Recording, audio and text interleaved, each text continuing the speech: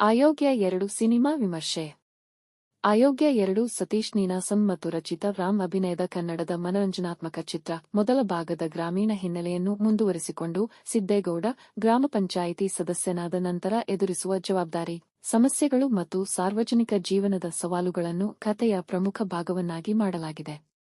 ಸತೀಶ್ ನೀನಾಸಂ ತಮ್ಮ ಹಾಸ್ಯ ಮತ್ತು ನೈಸರ್ಗಿಕ ಅಭಿನಯದ ಮೂಲಕ ಪಾತ್ರಕ್ಕೆ ಜೀವ ತುಂಬಿದ್ದಾರೆ. ರಚಿತಾ ರಾಮ್ ಕೂಡ ತಮ್ಮ ಪಾತ್ರವನ್ನು ಉತ್ತಮವಾಗಿ ನಿರ್ವಹಿಸಿದ್ದಾರೆ.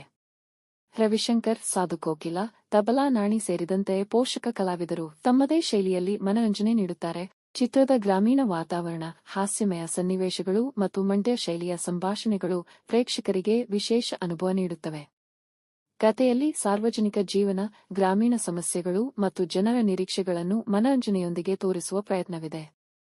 ಸಂಗೀತಕ್ಕೆ ಅರ್ಜುನ್ ಜನ್ಯ ಅವರು ಕೆಲಸ ಮಾಡಿದ್ದಾರೆ. ಒಟ್ಟಿನಲ್ಲಿ ಅಯೋಗ್ಯ 2 ಗ್ರಾಮೀಣ ಹಿನ್ನೆಲೆ, ಹಾಸ್ಯ, ಪ್ರೀತಿ ಮತ್ತು ಸಾಮಾಜಿಕ ಅಂಶಗಳನ್ನು ಒಳಗೊಂಡ ಮನರಂಜನಾತ್ಮಕ ಸಿನಿಮಾ.